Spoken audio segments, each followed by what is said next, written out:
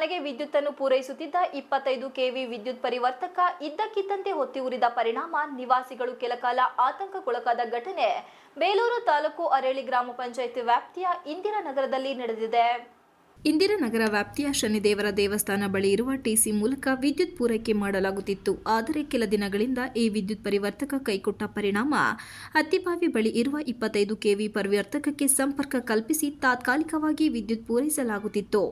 ಹಲವಾರು ಮನೆಗಳು ಹಾಗೂ 7-8 ಮೋಟಾರ್ಗಳು ಈ ಟಿಸಿಯನ್ನೇ ಅವಲಂಬಿಸಿದ್ದರಿಂದ ಒತ್ತಡ ಹೆಚ್ಚಳಗೊಂಡು ಮಂಗಳವಾರ ರಾತ್ರಿ 8ರ ಸಮಯದಲ್ಲಿ ಉಂಟಾದ ಬೆಂಕಿ ಕಿಡಿ ಕ್ಷಣಾರ್ಧದಲ್ಲಿ ಬೆಂಕಿಯು ರೌದ್ರ ರೂಪ ತಾಳಿ ಟಿಸಿ ಸುಟ್ಟು ಕರಕಲಾಯಿತು. ವಿಚಾರ ತಿಳಿದು ಸ್ಥಳಕ್ಕಾಗಮಿಸಿದ ಸೆಸ್ಕಾಂ ಸಿಬ್ಬಂದಿಗಳು ಘಟನೆ ಸಂಬಂಧ ಮಾಹಿತಿ ಕಲೆ ಹಾಕಿದರು.